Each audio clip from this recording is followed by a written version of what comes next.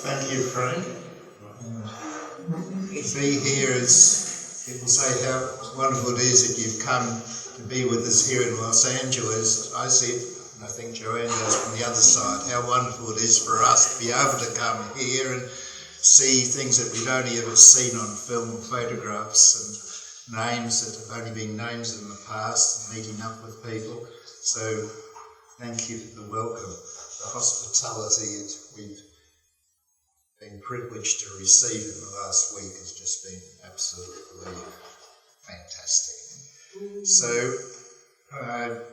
yesterday up in the hills I shared a little of my life in MeherBabaLibrary. Some of the same people are here, so for those people there will be quite a bit of duplication, but I hope to have some things which we didn't share with yesterday. So, my life in MeherBabaLibrary is all because of my parents, and they're all my father's orbit in Francis Brabazon's life. Francis Brabazon, one of Baba's Mandalay, and my father met with him in the 1930s at art school, and from my father, he was in the art class. Francis was a model with a beautiful physique. He did weightlifting, he did Greco-Roman wrestling, plus he wanted to earn some money, and actually he was a bit embarrassed about using the word Brabazon in what he called dubious work at the time, posing at the art school. They met. Francis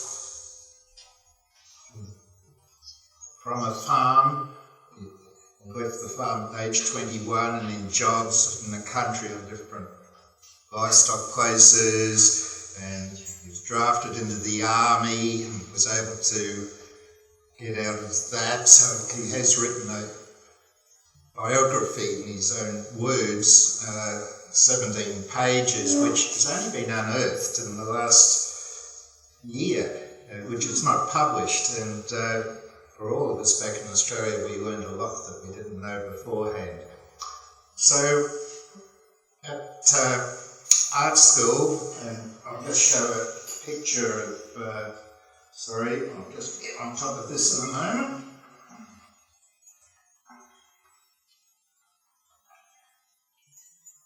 That, I think, is one of my father's drawings, and I'm not 100% sure, but I believe that is Francis Brabazon. I recognise the neck and the back.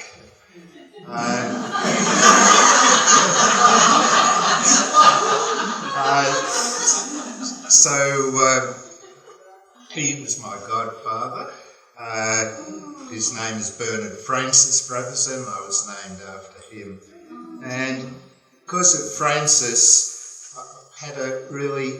having met Baba in Australia and then again in 1962 in India, my relationship with Baba actually continued in that Francis always used to encourage Australians, but me perhaps more than others, to write and share. And he was a true godfather. And just one thing from a letter he wrote, a little quote. He says, "For many years you have turned to me for counsel, and rightly so too, from my fondness for you. I accepted the responsibilities of godfather, and you were given one of my names. These responsibilities ended with your meeting your real father, Baba, but I still continued my interest in your affairs, always telling beloved Baba of your doings and bringing before him your problems." So not only have I met with Baba, but I've had that privilege of, despite Baba in seclusion, there was this ongoing contact, even receiving instructions from Baba in that time as a result of letters I've written to Francis. So, just going back.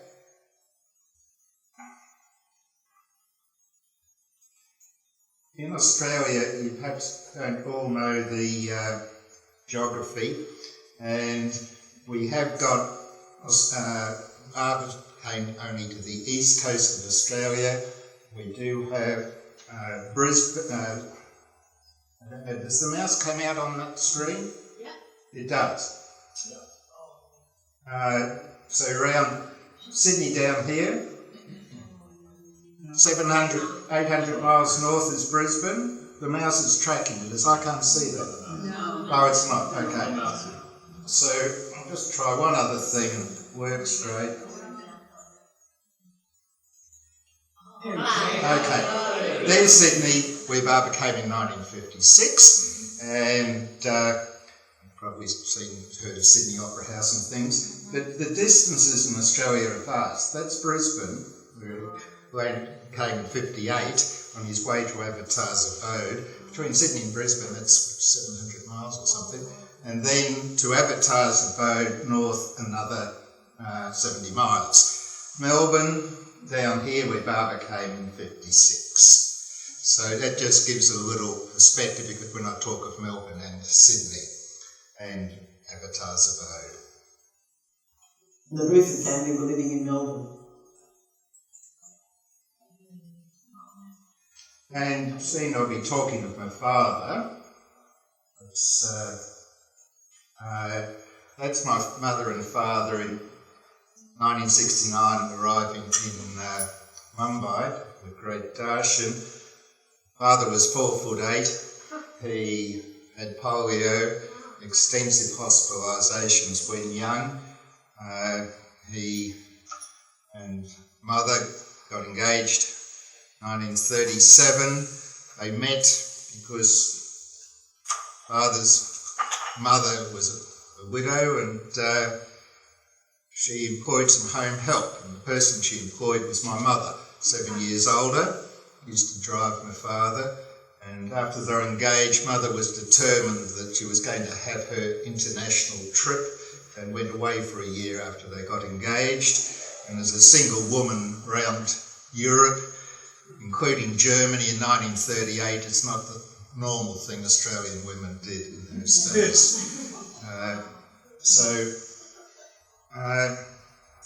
And my relationship with Francis, he in 1945 was searching, and he decided that he needed a living master, and he realised he could not get one in Australia. An association with another person gave him a flash that yes, he had to go to India and travel to find a master. But 3 weeks later, he's invited to a Buddhist meeting by a close friend, and out of respect for his friend, he went to the Buddhist meeting and thanked them, and said he would not be returning because he wanted a living master.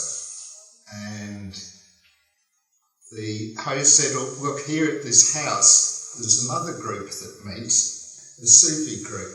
And Francis said, have they got a leader?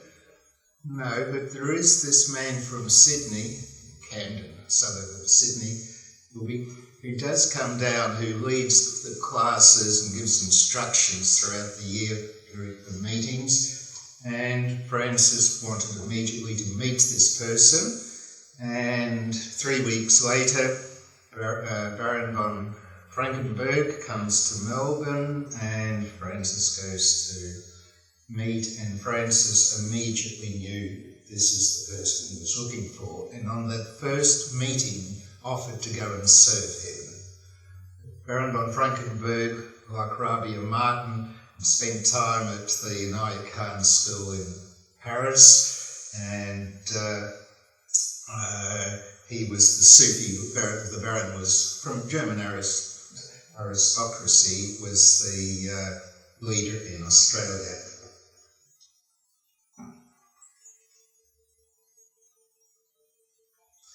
And I thought I had a picture of the Baron here, and it can't be too far away. Here we are. So So that's Baron von Frankenberg. So my father and Frances are in contact, and of course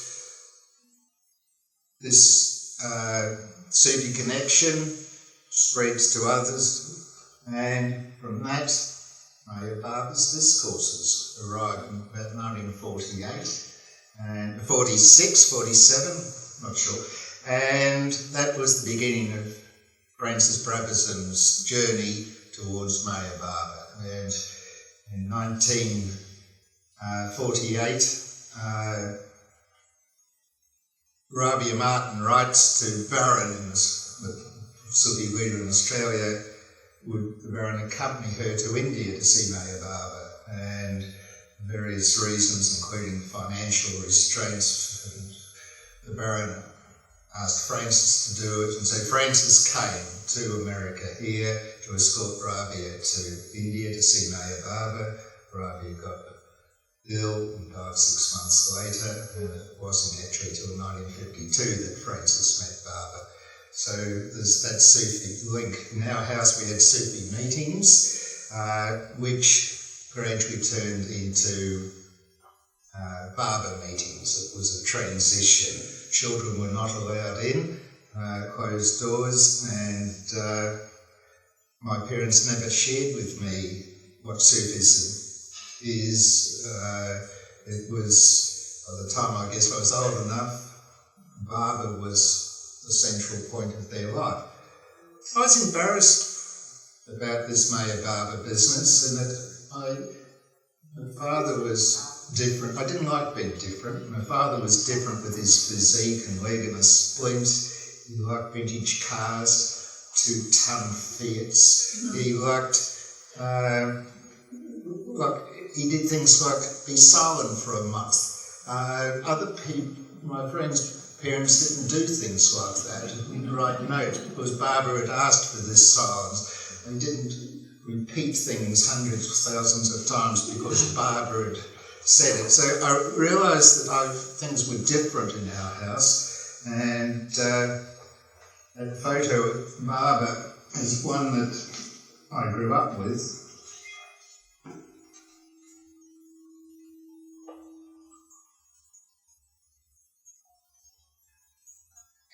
That was in my parents' bedroom, but in the living room, these other photos of Baba, long hair, pyjamas, very different.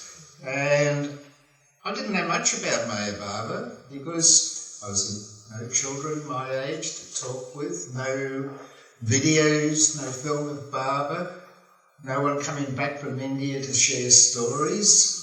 When Frances came back, it was always adults only.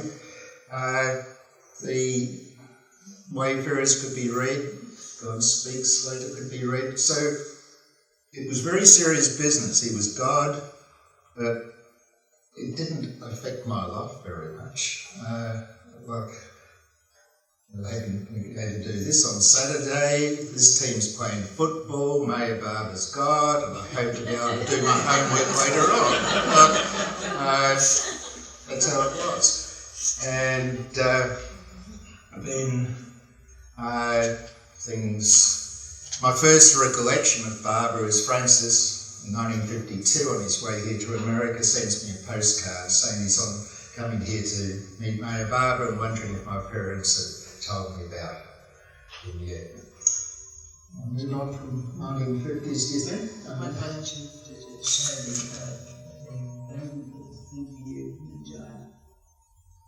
the Baron and Frances were very much part of the Bruford family life in the 1940s. Frances used to stay with them, and the Baron used to come and stay with them too. And although, as Bernard said, it was children sort of weren't part of the meetings, both the Baron and Frances were very sweet towards Bernard and his sister Jo-Anne. I've got it on screen now. So in 1949, at the age of 6, the Baron on one of his visits to our house, where Sufi meetings were held, turning into Baba meetings, my dear little Bernard, I sent you and Jo-Anne, sister, a packet yesterday containing a torch. I think he called those flashlights, you remember? A torch for each of you. When you light it in the dark, remember Mr. Uncle Mom, who loves you very much because you are so nice and gentle. Yours lovingly, Uncle Norman. So, Muhammad was the Baron's Sufi name, meaning the faithful one.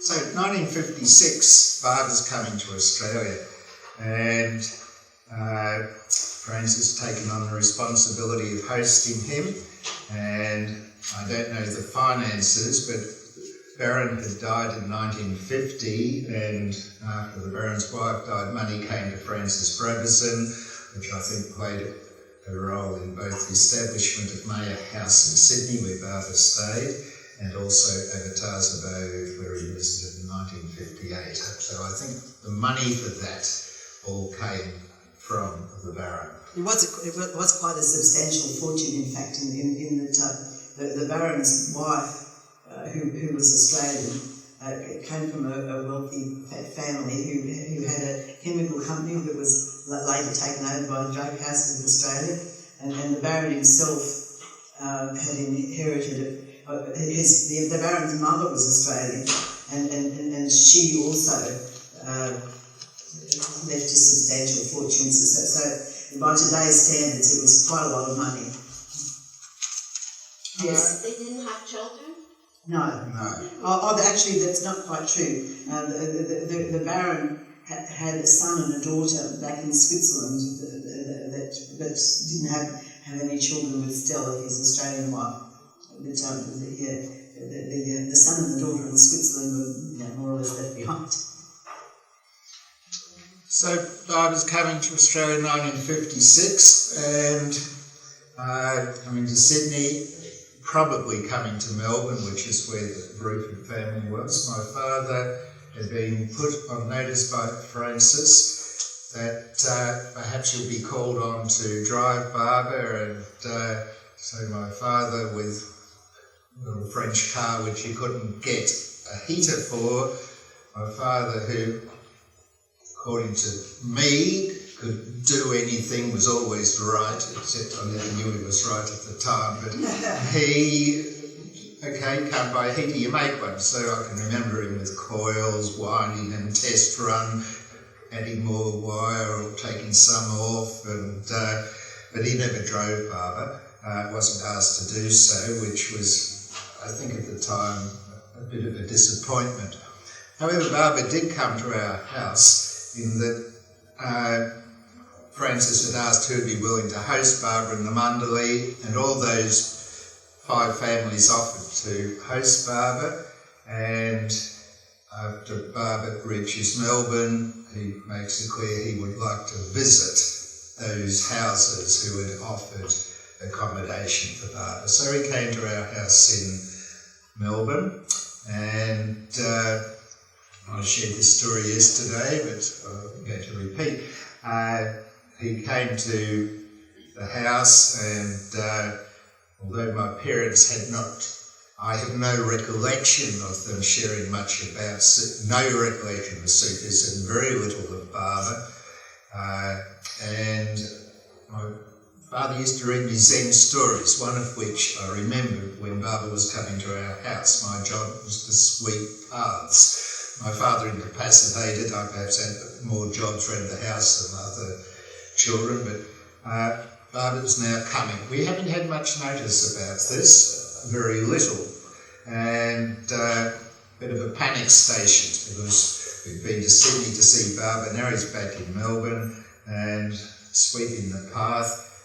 And I remember the story. The master said to the pupils, sweep the path, not good enough, sweep the path, not good enough, not good enough. Master comes out, goes to this immaculately clean path, and goes to an overhead branch of a tree, gives a little shake and some leaves come down, and the master says, now it's right. So I'm sweeping the path, I sweep it, but I went and shook the branch and a few leaves came down. So Barbara meant something to me. I didn't perhaps know much about him. I knew he was God, but obviously something was inside me. That in Sydney, a few days earlier, Barbara, on the first full day, calls the children in. This contrasts the Sydney Barbara meetings at our house, doors shut. But Barbara in Sydney, I think the get-together was at 9 o'clock, but 8:30 he calls in the children. Here's the children getting first preference now over the adults, something which was, this is new. So we had the privilege, a few of the younger ones, of watching Eric combing Barbara's hair and like family talk, which I can't remember any details of, but I do remember how Francis had told a few of us younger ones, Barbara plays marbles. If I was you, I'd have some in your pocket and do some practicing. So yes, I had marbles in my pocket, and I don't know who instigated it, but marbles is now on the agenda. And Barbara sitting at this distance away from me, he asked for the marbles, he gets me to hold one here, and then he puts the marble behind the finger, ping, and incredible speed. He missed the first time, but I think he got 2 or 3 out of 4 from over 3 feet. And then he says to us younger ones, now your turn. So we tried and never done it before, the marbles. And so here's me who was thinking I was pretty good at marbles. There's the humiliation of just making a fool of myself. And I remember trying to explain to Barbara, we play along the ground. Oh, says Barbara, show me. And but leaving the room with the children, Barbara walked with us to the door, and he asked, who am I? And the first person, young person, my age, answers, Barbara's happy. Next person, Barbara's happy. And he asks me, who am I? And I said, the greatest man on earth. And Barbara was so happy, arms up in the air, a big smile. So, as I said the other day, I didn't know the meaning of the word ego, but I had mine absolutely smashed, making a fool of myself at marbles, to being just so happy with Barbara's reaction. So that was my first, other than seeing him arrive at the airport, and this is on film in '56, that was my first real encounter with Barbara in person. And in '56, I've got some very vivid memories and huge gaps. But in terms of the vivid memories,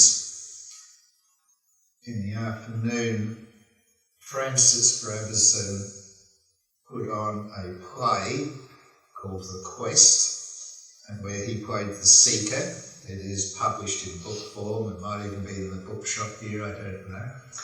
Part of a book called Singing Threshold. Singing Threshold. Anyway, he played the Seeker, and he did it with a sincerity and humbleness, a side of Francis I had never seen. Like, this was the first impact this play had on me, Francis in a manner which I'd never seen. He was the Seeker. At the end, Barbara, and I can remember exactly where I was sitting, because what happened over the next few minutes had an incredible impact imprinted on my memory. Francis had indicated he was very, very happy with the play and had said something. Barbara was very happy. I beg your pardon? Barbara, not Francis. My apologies. Thank you. Barbara was very happy. And through Eric, something was said which, in my language, as a 13-year-old, meant Barbara's going to give Francis a reward. Barbara didn't use that word. And I wondered what would it be. And Francis then standing before Barbara, and Barbara gives him the reward.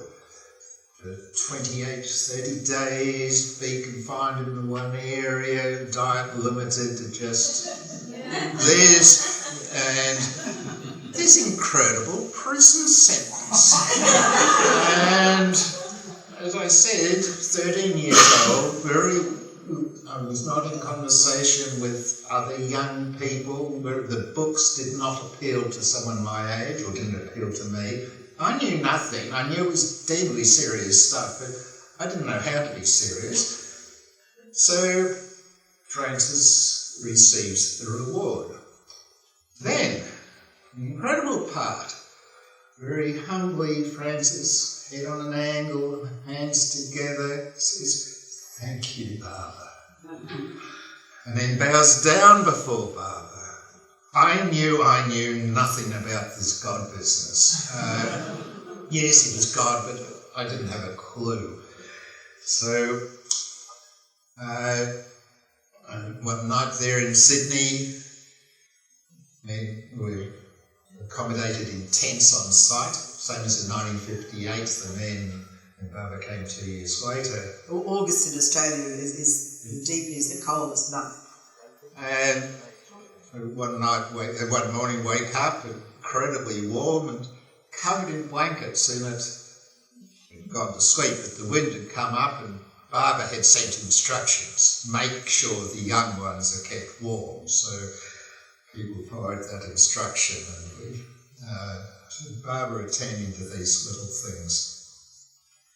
So, in your house, I think. Yeah, so we're leaving Sydney.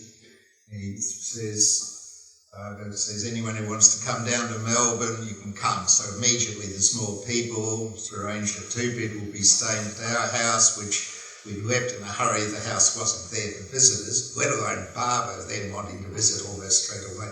So we were going down to Melbourne, and at the terminal, the departure lounge, and one of my vivid memories is here's Baba walking up and down, and he had that magnetic air about him. I'm sure everyone in that building would have looked to see him. He just attracted people wanting to look. But I was seen behind a half wall, one corner of this departure area, men mundly in suits. Behind, near, I think what were the bathroom doors, lit up their cigarettes. Here's the wall. Have a look at Baba. Back again, another puff. Look at Baba. So I think they were all smokers then, the Mundley, but not in front of Baba. So Baba's walking, beautiful walk, up and down. And I said to my father, he reminds me at the zoo of one of the large cats in the cage, exercising backwards and forwards. You might have seen in film, after Baba's 56 accident, his recovery, with Francis Brabazon supporting Baba. They go up and down, and Baba swings Francis round at the end to change direction to come back again. Well, when I said that to my father, Baba stopped, pointed to me, come here. I go over, gets me by the elbow and walking up and down. And I will be honest, I will say, I was embarrassed. Not once was how fortunate I am. I did not like being the centre of attention, but I certainly remember the occasion. And after that, a few minutes after, Baba stops again and calls my father up, and father wearing a scarf, and Baba puts it on himself and then gives it back to my father. So some very happy memories there. And so he's come to our house now. I've talked about the path with my sister and one of the Sydney visitors had written in leaves, welcome Mayor Baba, and go in the house, and it's the custom, not known quite at the time, but the custom when Baba visits houses to visit all the rooms. So Baba come into the house short notice. It was decided, right, my parents' bedroom, that'll be where we just dump stuff, suitcases that haven't been unpacked. So their bed was the dumping area, and so Barbara arrives, and that's the first room he wants to go to, and there's all the stuff on the bed, so no big deal. But then it comes to my room, which also doubled as a table tennis room, and yes, I'd done some tidying, and there's all these little neat piles of artificially neat piles of my stuff on the table, and Barbara looks at it and asks, "Is it always like this?" To which I said no. And a similar thing with my sister, who'd put stuff in a wardrobe and closed the door, apparently with my sister. Barbara looked at her and looked at the wardrobe door and then looked back at my sister, and nothing else was said there.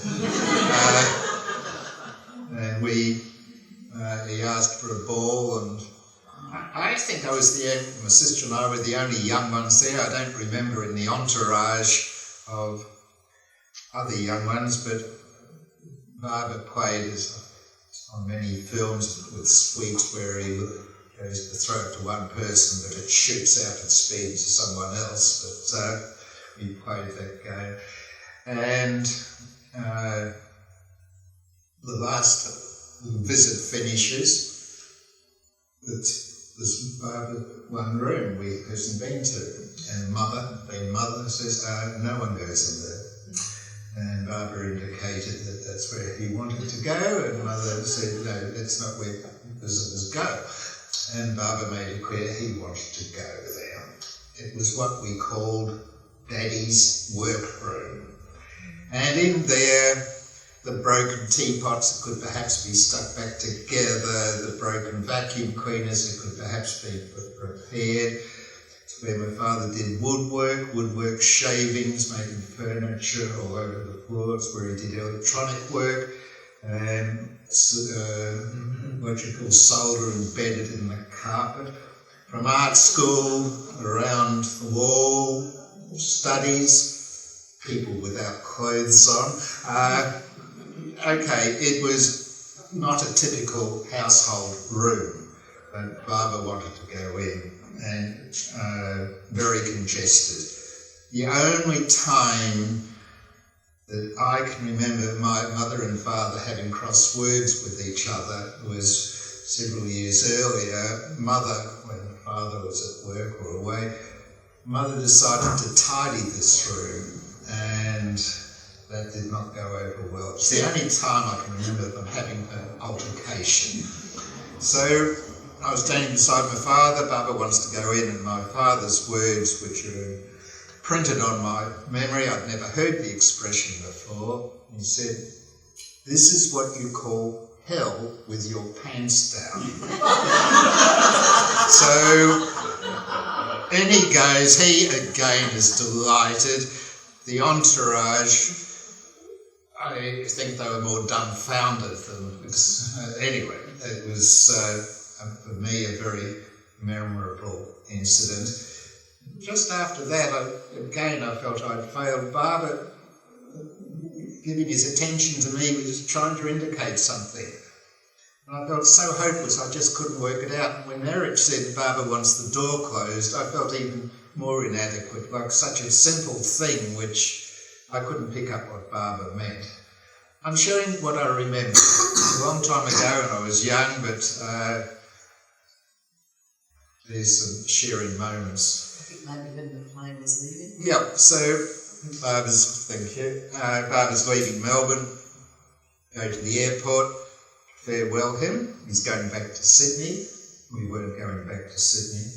And late in the afternoon, and I was on the plane at a window where we could still see him. And there he is, waves. Finally the plane taxis off. Long discussions.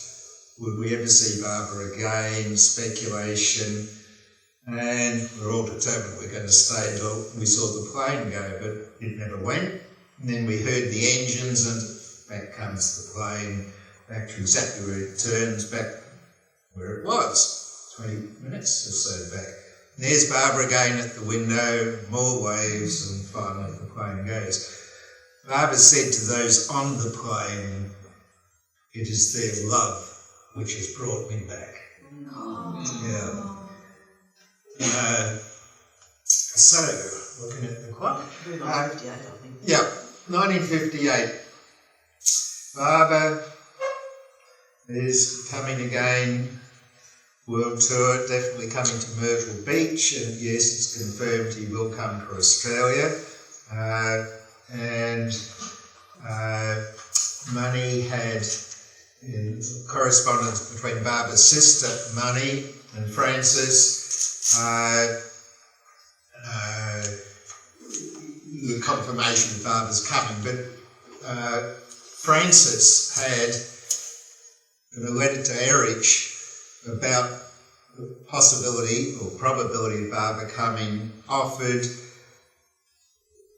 He mentioned that Barber could come to where he was in Haven 56, now known as Mayer House, or he could get a place in the country, it could be in the hills, it could be on the flats, it could be near the coast, it could be inland, it could be 50 miles away, it could be 100 miles away, it could be 400 miles away, it could even be in Queensland where they have mangoes and bananas, and Francis, all this about what could be done. And Francis, in the letter, made it clear he was ready to do it, whatever Barber wanted. And Barber, through Money, put back a preference, yes, Queensland. Now that's the state to the north, Queensland. Queensland, where's that? Oh, that's that state up there. No one had ever been to Queensland. No Barber lovers within 600 miles of Queensland. Francis knew someone just over the border into Queensland, a well-known Australian poet, or leading Australian poet, whose name is Judith Wright, and Francis had poetry published back then in mainstream publications, and she suggested a few places, including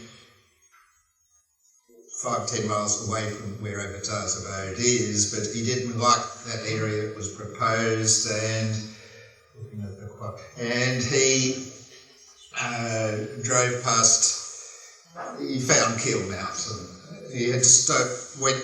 First place he went to, he didn't think was suitable. Slept on the beach, got up early, drove along the main northern highway, saw the sign Keel Mountain, was taken by it, came back beside the road, lit what we call lit the billy, hot water, in a tin can, make a cup of tea. Local farmers brought him some fruit, he got talking, one devoted a whole day to showing him properties, and he found Avatar's Abode, and he immediately thought, this is it. He then went to cable Barber. Now, Barber, through Money, expressed the preference for Queensland. Francis, within days, was on the road looking for this place in Queensland. He talks of how, when he first saw the hill at which Avatar's Abode's on, he wanted to come back. He describes in the letter how, he was driving fast. He remember, he was on a timetable from Barber. Driving fast to find a property because of a timeline. Anyway, he's shown the property. He goes and spends the equivalent of a week's wages in a cable to Barber describing the place. And the archives in India have not yet been able to find actually what was said, but they've been very helpful in finding other things for us, but that's not found. Week's wages of describing it. Barber requires it's eminently suitable. Now, I'm going to take a bit of a tangent here about how we got information from India, and that was through the MeherBabaLibrary archives at MeherBabaLibrary. I've lost my mouse. Where are we? Sorry, there it is. Erich had a diary which he worked on, I think, on a daily basis, and This is from Heritage's diary, and it describes Cable to Francis Brabazon, sent on the 2nd of February 58, New South Wales, Australia. Quote, place secured by you excellently suitable. Stop. Your typescript proves you have really stayed with God. Love, Barbara. The typescript was his opus magnum, Stay with God, the poem, which Barbara said is second only to God Speaks, whatever that means, I don't know. But that, the first typescript of it had arrived. So Avatar's Abode gets purchased. Francis back to Sydney to get what he wants, and then back into, he got immediate occupancy of Avatar's Abode. So within about 6-7 weeks of money, of Barbara expressing a preference for Queensland, Francis had purchased the place and was now preparing it. But the place of the farmhouse, which was probably built in the 1920s or 30s, was, Francis thought that's where we should have a place for Barbara. The property, it's then it was about, he bought 60 or so acres, and it was an overgrown pineapple banana farm, which many years before that had had a lot of timber taken out and sold, but it was a non-viable farm, a non-productive farm. Still some pineapples to pick.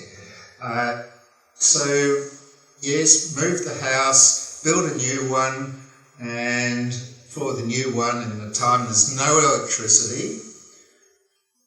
In moving the house, it coincided with incredible downpours of rain, and the house was moved to a lower level, quite an intricate job, even in dry weather. And they finally got the tank hooked up to collect water. No running water. Yeah.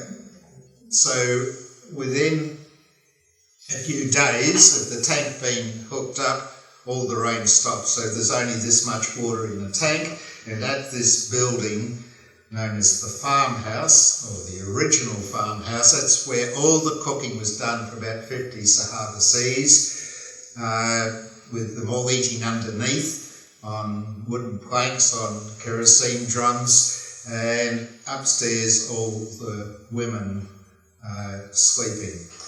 Barbara's house, a separate building, and men in tents, a separate, at a separate location.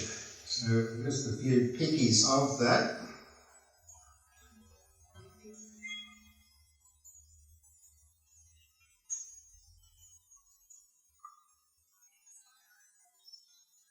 Avatar's Abode, to give you some idea, that's an aerial shot. The red is the original Avatar's Abode that Francis purchased. This road in here is known as Meher Road. It was unnamed. I saw in the paper one day it was called Bruford, referred to as Bruford Road, and I investigated and found out, well, technically it's not named. And so Francis suggested a name, but it's now Meher Road official. So along Meher Road here, there's lots of small blocks. They're mainly barber lovers who live there, and this block here was an addition in 1959. My mother wrote to Francis about how she was concerned that in the future, where that mark is, a house could be built with a direct view to here, Barbara's house, and she offered to buy that block of land. She offered to buy all of it, but Barbara accepted it as part of Avatar's Abode. Then there's this block which Dinah Gibson's mother, Diana Snow, she donated this block to Avatar's Abode. And so in the future that could be, is that red mark coming out? Yeah.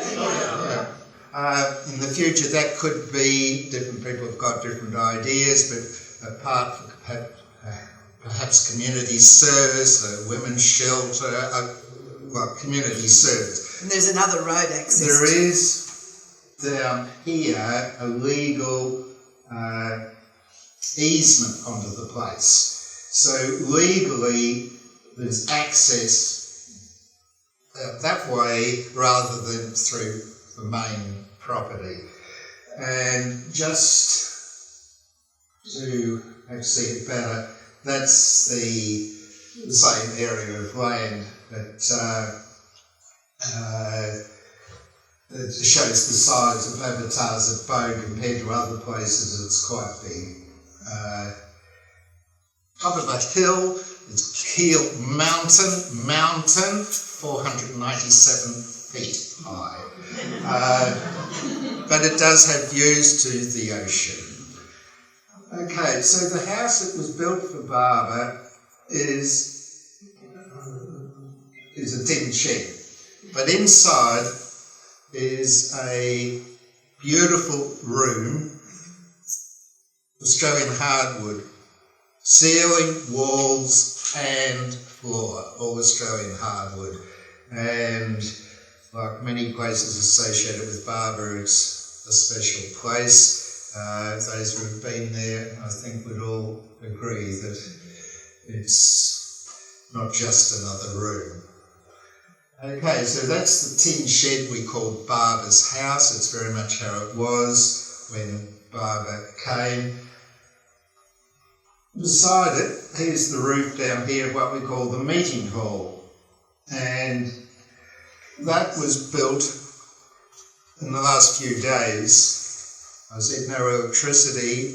We were under the pump. And Barbara's coming now 5 days earlier from the original schedule. We wanted to leave America early. Francis, early in the piece, a few months previously, had put 8 blocks of concrete in to the ground with bolts in it, and had beside it all this steel girders and things where, like a Meccano set, this shed could be assembled. I was stupid enough to ask Francis, are we going to, a couple of days before Barbara's due, are we going to put up the hall? And he said, of course we are if we have time. Anyway, that was completed at night with cars, engines running, showing their headlights to provide illumination to get it.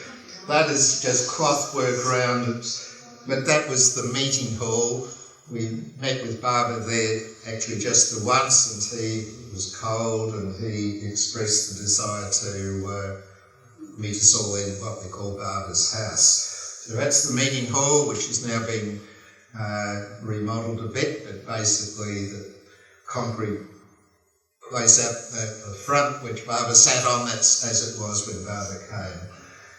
Where the women stayed, the original farmhouse, and there, and we did the eating underneath, and that's where, since 1959, the Rouse family lived. Another view of the same house, that was taken when Barbara was there, and this shot, that's where the men stayed for the service. And pineapples which were originally, some pineapples originally on the property, still there. So that's taken from the summit of Keel Mountain, and that's where the men stayed.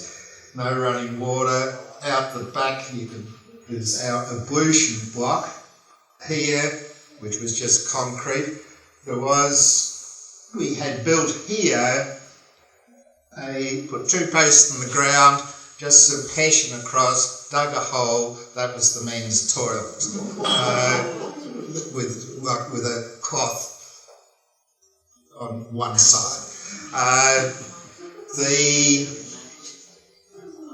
ablutions, I'm watching the clock. You've got 35 minutes, so don't worry. Yeah, no, it's, yeah. Thank you. one of my first jobs when I got there was carting water. So I mentioned how they moved that farmhouse, and then there's this much water in the tank, but Francis said, keep that for when Barbara's here. Carry the water until Barbara comes. So that previous shot of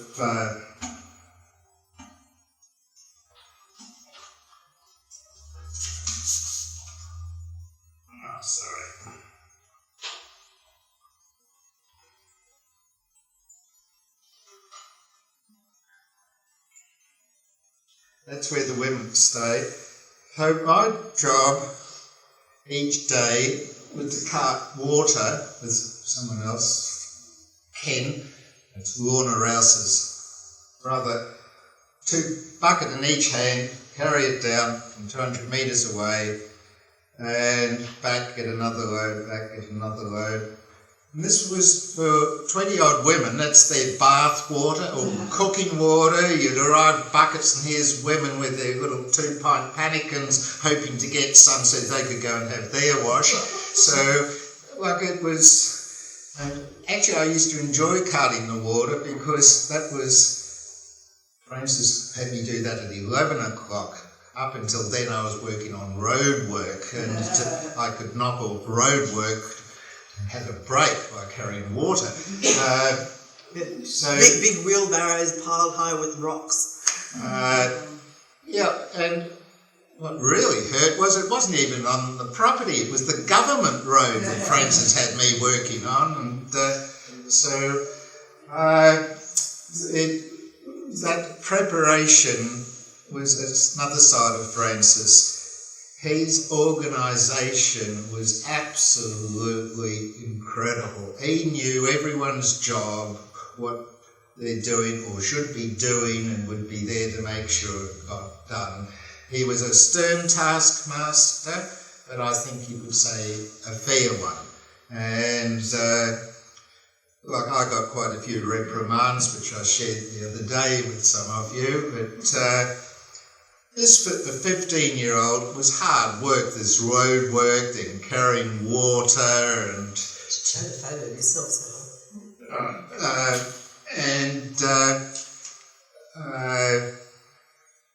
I had the job of, one day I was very tired and had lunch underneath this building, and someone suggested, let's go and lie down for a few minutes. Well, I went to sleep pretty well straight away. There's Francis at 2 or 3 minutes past 1, very strict time schedule when we did things, wakes me up and says, what's the point of coming all this way to get ready for Barbara if all you're going to do when you get here is go to sleep?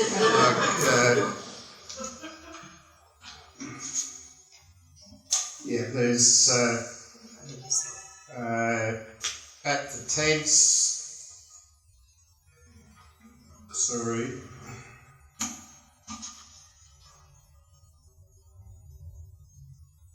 That's me at the tents. Then there's another shot of life at the tents, the laundry being done, hanging on wire. That's while Barbara was here. It's Noel Adams' parents, Cynthia and Stan Adams from Melbourne. They also had Sufi Barbara meetings at their house in Melbourne. You can see what a boy he was.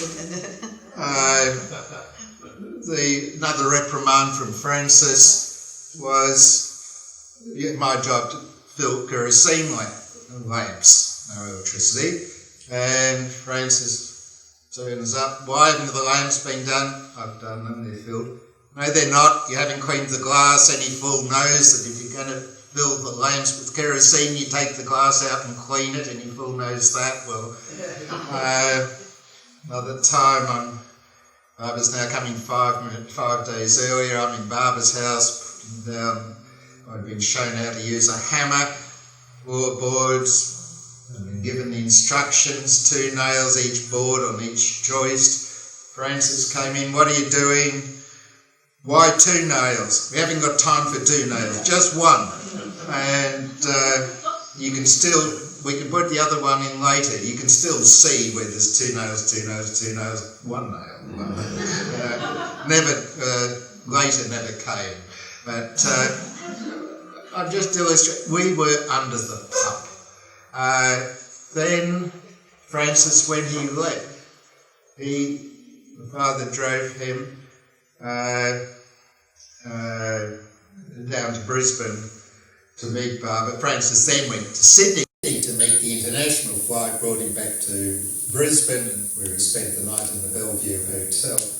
But when Francis is leaving, he, all dressed up, and he says to us, I know you will all do your best, but everyone's to finish at 5. He was resigned to, we've got done what we've got done. Women had a special dispensation. They could keep sewing curtains and cushions around Barbara's chair. They could work after 5, but the men had to stop at 5. That was Francis's instruction. And the car departs just a few feet, stops. Francis gets out again and says, see all those empty cement bags scattered about? See if someone can pick them up and get them burnt. Like, we were minutes counted. And that last day or so, like, lunch was always from 12 to 1. But then it got to the point where 12 to 12:30, particularly for key workers with carpentry skills and things, then it got to the point that at 12 o'clock their lunch would be taken to them, so they could just have a few sandwiches and then get on with the work. It was quite extraordinary, the pressure. Yeah, so Barbara's arriving. My father has been asked to drive Barbara. It's arranged that Barbara's car would stop at this town so many minutes away, and a phone call would be made, so we knew exactly when Barbara would come. Francis had asked for us all to be gathered at this one location so that Barbara could arrive and not have to meet everyone straight away. So that was at the farmhouse, and phone calls made, and back in the car, drive off. Barbara says to my father, drive faster, drive faster. So this puts the car ahead of schedule. And at the tents, Francis had my father put in a little telephone system between locations, and the last men from the tents heading off to where Francis said to be assembled, but the car arrives. And these 2 or 3 males from the tents who hadn't got to the farmhouse where we were to wait, they see the car coming. What to do? They stopped. They decided. Francis said the farmhouse. They ran. And Francis, to his disappointment, expressed many times later, the welcome we gave Barbara to Avatar's Abode was people running away from her. So he arrives and he welcomed all. Now, I'll share some photos of Barbara. At the tents, Barbara visited the farmhouse, visited the tents, went to every room in the farmhouse, went through all the tents. So it was a bit muddy, overcoat, Narraman, it's Francis on the right. So these are just shots. There's very few shots of Barbara at Avatar's Abode. You can see how it's wet. There, something's been put on the ground for Barbara to walk on. They're each helping Barbara. That's the car Father drove Barbara in. That's Barbara's house. You can see the windows. That's the windows of Barbara's bedroom, the beautiful room made of Australian hardwood timber. And it was built to last. Every board is screwed in from the back with brass screws, which that part of the building was done properly. And that's Barbara looking out at the Pacific Ocean, Francis in bare feet, because he wouldn't have stopped to put his shoes on while escorting Barbara out on his arm. That was the only time Barbara walked outside the building. And I'd like to play a video clip, please, of Robert Rouse, one of the people that Barbara directed to live at Abbode's Abode and Farm. The Bruford family was, and Robert and Lorna Rouse were. So Barbara and Abbode's Abode had private interviews, and he would call in couple together or individual people. So people were coming in and out Barbara's house, they were each coming to the door, calling in different ones. My parents get called in, they go in, they don't come out. They don't come out, they don't come out. Not once did I think how wonderful it is that my parents are having all that time with Barbara. Sorry, my thoughts were, this is the Brufords stuffing it up for everyone else again. But that's how it was. So finally the door opens and there's Erich, and he calls in my sister and I. And there's my mother and father there, and Barbara asks sister and I, what did we feel about coming and living on Abbode's Abode? We'd lived in only one house in Melbourne, 15-year-old. My answer and my sister, a similar answer, if that's what our parents are doing. Barbara's happy, and it's clear that sister and I are dismissed and their interview continues. So because of the logistics of my father driving Barbara, the women staying different to where the men were, it was days before the family could get together, but it turned out that almost certainly at the end of June, instructions would be coming for two families to come live on Abbode's Abode and Farm, and Francis would be called to India. Now, Francis had been to India 3 times previously, 1954 twice, 1955, and as Robert said in that interview, Barbara had said it's going to be a place of world pilgrimage, and Francis almost certainly going to be called to India, which he was. So here we've got a place where God-man had visited, had named it Abbode's Abode, and not a Barbara lover within 800 odd miles. Was the place going to be deserted? So I suspect, without knowing, that Francis and Barbara, whatever, cooked up the idea of 2 families coming to live here. I don't know the background story, but it makes sense that if Francis is going to be called, we should at least have someone with Barbara connections now going to be on the property. He was called to India, Francis. He bought a return ticket. He made it very clear, and Barbara had made this clear, that if Francis gets called to India, Robert would be in charge. And I gave you from Erich's diary the instruction of what Barbara said about purchasing the property. There's also all the instructions there in that diary given to the Australians, including all Francis's instructions for Robert Rouse and his family to come and live at Abbode's Abode. It even says in that note how Robert is one of the Mundley, which of course comes from Barbara. Robert never talked about that much. He said he didn't know what it meant. He'd also said how Bill LePage is one of the Mundley, but whatever that means.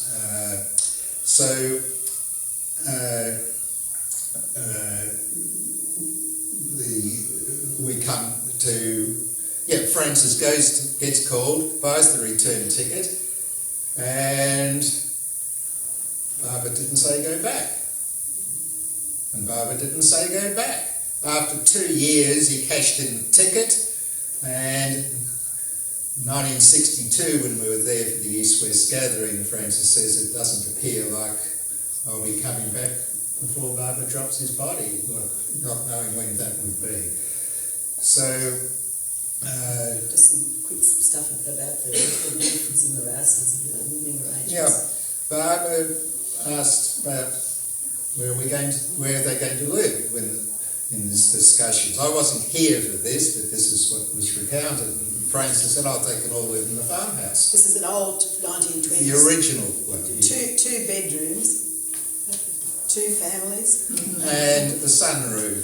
So Francis said to Barbara, they can all live in the farmhouse. And Mother says to Barbara, well, we'll be selling the place in Melbourne, we'll have the money to build another place. And Barbara said, yes, that would be better.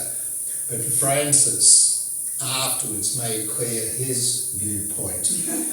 That was, how could someone with all the CV training that my mother had, how could she possibly have asked God-man, asked the Master for something? Francis never understood that. Anyway, Mother asked and Barbara said it would be better, and the Brufords built their own house. Meanwhile, Barbara also said that the 2 families would live together in the 2-bedroom farmhouse until the But house was instructed while the house was being built, the 2 families were to live together in that house. Where they all fitted, I cannot imagine. Okay, so No electricity. Father and I with the farming, lots of disappointments, lots of disagreements. My father liked organic farming. I was more interested in doing what was necessary with chemicals so that you could at least pick the crop and get some money. So and I used to write to Francis all these things, and I got instructed. Francis describes how one day he called to Mundley Hall, the men, Barbara's arrived, says to Francis, have you heard from any of the Australians lately? Yes, Barbara, a letter from Bernard. And Francis says how he then spent the next 20 minutes reading my letter to Barbara. With all Bernard's frustrations. Yeah, there's some things that, Barbara, God is going to read the letter, you don't put in the letter. he might know everything, but if you think he's going to read the letter, you would have written it differently. Anyway, next I know is I got instructions to get myself qualified in a profession of my choice, and he would help me. My father, a little later, got instructions to stop farming and to make art his full-time work. Now, Father met Francis at the art gallery in Melbourne. I once asked my father, why did you give up art? Because I gather he could probably have made a living from it, which not many people could in those days. He was regarded as pretty good. My father's answer was, I gave it up because I realised I had nothing to say. Back in the 60s, we used to, for Barbara's birthday, send a card, a greeting for the anniversary of Barbara's visit or his birthday. And my father, in a distressed way, shared with the family what a fool he had been. Here he was not doing art, and he realised he did have something to say. And he did more and more do drawings of Barbara and sculpture. And for this particular one on the screen, that was sent Barbara's birthday and from the father, and he got a cable back from Barbara saying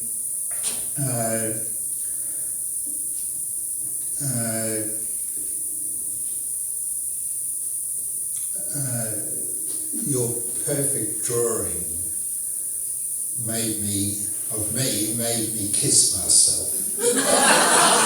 Francis describes how Barbara, on receipt of it, lifted it up from his lap and then bent down and kissed his face. And that was the cable my father got your drawing to the perfect one, made me kiss myself. Your perfect drawing of the perfect No, one. that's a sculpture, yeah. So then, here's just some other drawings of my father. These are in charcoal. These have never been published.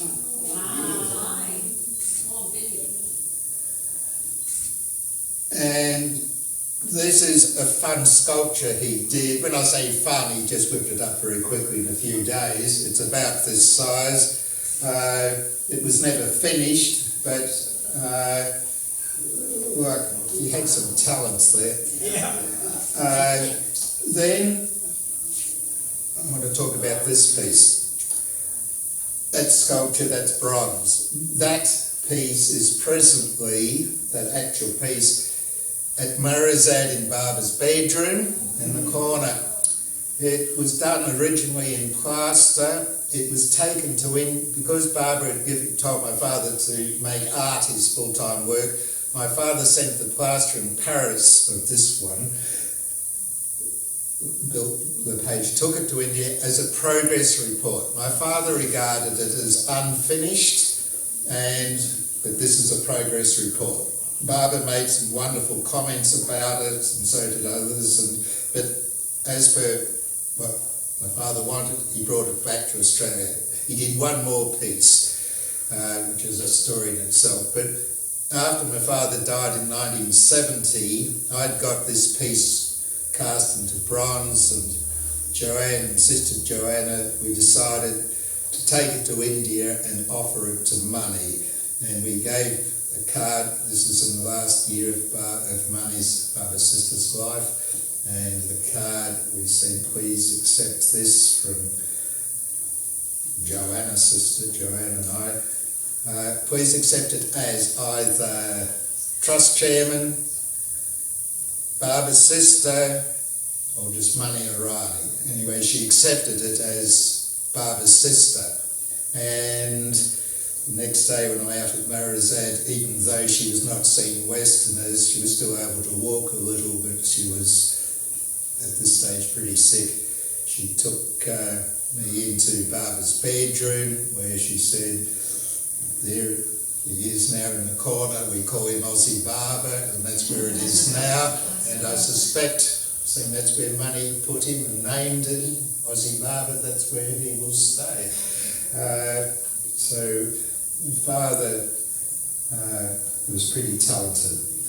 So, yeah, I want to show you now, to finish up, with photos of Barbara, which some people say they shouldn't have been taken. They were taken by another person my age of Barbara, and actually this other person, Colin, and I, when we saw Barbara, we approached with our camera, the look of Barbara's face was such that we wanted to retire. It wasn't the time to take photos. Erich said, you want to take photos? Go ahead. And Erich told us later, we are so glad you took those photos. So few existed Barbara like this. This is the Barbara we knew. This is the Barbara that we experienced so often. That's not what I was referring to. That was taken in Barbara's house. They were taken by Colin Adams. Now we come to these series of photos of Barbara in this mood, which there's very few photos of Barbara. So I took these first three with a box brownie, and these ones now by Colin. Some of these appear in Lord Mayor, but Erich made the point, there are so few photos of Barbara like this.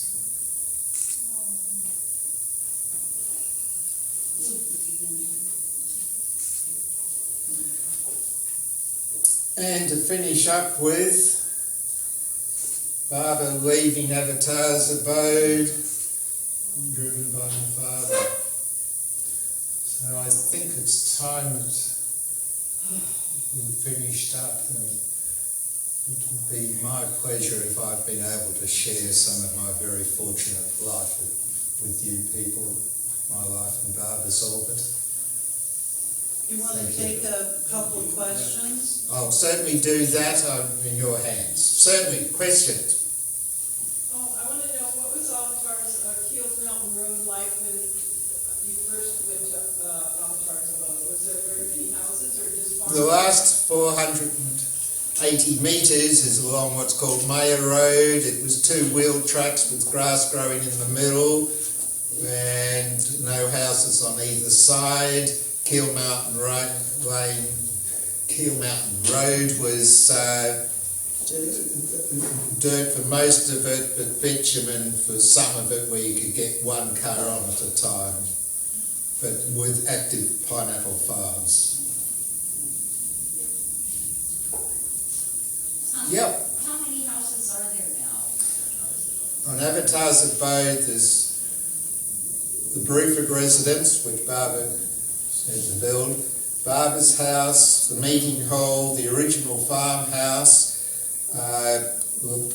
Bill LePage and Diana built a house there, which is still a private residence, like the Bruford house will revert to the trust when this generation passes. We've built a reception centre with a library and archive rooms, which we call the reception building, and we've built a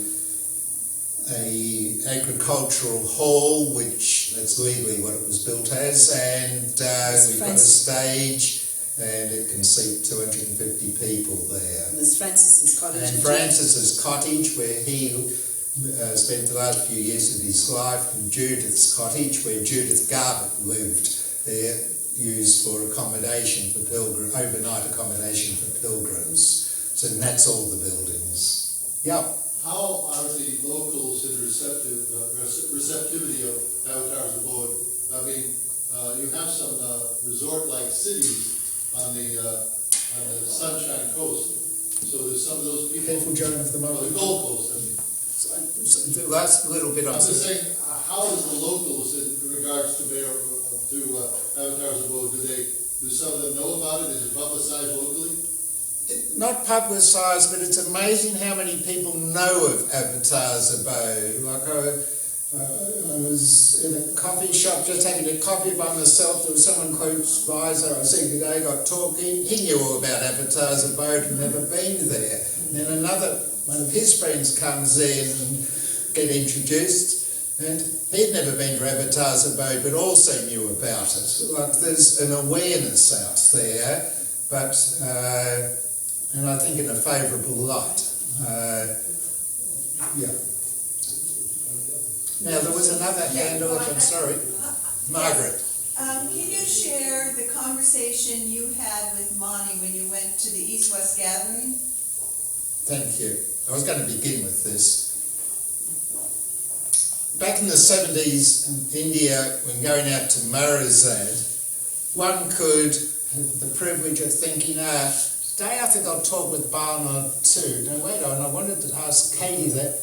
No, today I'll spend time with Marty. Like you could pick and choose. There's a lot of money, not many people.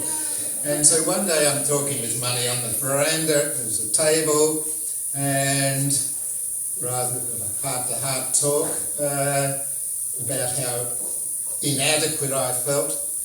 Here's me doing a pretty poor job of loving God. There's all these other people, they even call themselves atheists, who live the kind of life I aspire towards. They treat others. And I felt totally unworthy. Why me, out of all the billions of people on this earth, could have had such a privileged life in Barbara's orbit? And I was sincere, like it worries me. Not so much as it used to, but it used to really worry me. Why me? I'm not worthy of it. And Money said, she listened to me very patiently. Then she stood up, put her hands on the table, leaned over closer to my face and said, well, that's how you feel. Imagine how I feel. I'm his sister.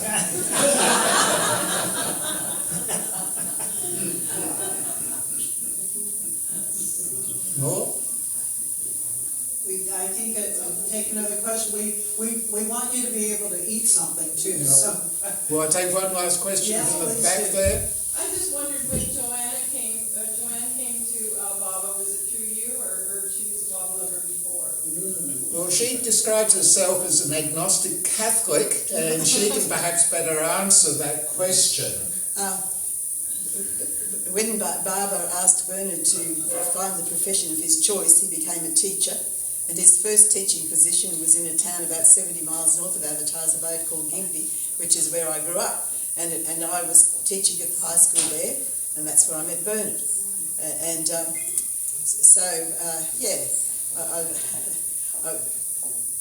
My first impression of Bernard when he came into the staff room where I was with three other women was one of the women in the staff room was Mormon, and Bernard came breezing in. This is 1970. You know, most young men at that stage had longish hair and looked a little bit hippyish. Bernard still had the short back and sides, the part, the formal shirt, the tie, and a big smile, a big Mormon smile. And I thought he was a Mormon. But anyway, I saw the funeral notice for Bernard's father, who died about the June of that year, and I remember saying to my mother, "Oh, remember that I told you that about that teacher whose father died? I wonder what religion this is. It says dropped body, Avatar's Abode. What could that be? Maybe Baha'i?" Anyway, we started dating about the August. By December we were engaged, and we were married the May the next year. Wow. And then we came to live at Avatar's Abode in 1972, partly because Bernard's mother had Parkinson's disease, and it was good to have somebody else in the house, although she was living relatively independently. Anyway, I made a resolution when I was a teenager that I was never going to pretend that I accepted something if I didn't. I first went to India at the end of 1974, going into 1975, and the Mundley were lovely, all of that, but I didn't ever get a conviction about MeherBaba. But I've been living there since 1972, and Baba people are my dearest friends. The Mundley are amongst the finest people I've ever met in my life, but there you go. well, can you? Would you mind telling us what happened to you as far as your beliefs about 5 years ago? Was it 5 years ago, the Catholicism? Oh, yes. I was not brought up a Catholic, but although I just describe myself as being pretty sceptical, I still sort of feel, some spiritual impulse, and so I decided to go to there's a Catholic church at Maroochydore, not too far where we are, and because Maroochydore is a holiday place, there are people coming and going, and they don't get too excited if a new person comes, and then you feel a heel if you stop going. So I thought I'd just sit very quietly there, and wouldn't talk to anybody, just sort of absorb the atmosphere. And much to my surprise, I felt completely at home there. And I still have very few actual literal beliefs, but I've found in the Catholic Church that with the rituals, you can put your own meaning to it. It doesn't have to be literal. You can think of it as a metaphor. And I just feel that I'm tuning into something that's bigger than me, mysterious, but I don't have to say I believe this, I believe that. It's for me to put my own meaning to, if that makes any sense. Mm-hmm. And but when I went to India last, Bernard said, if people ask what you are, and I said, well, you could say I'm a Catholic skeptic.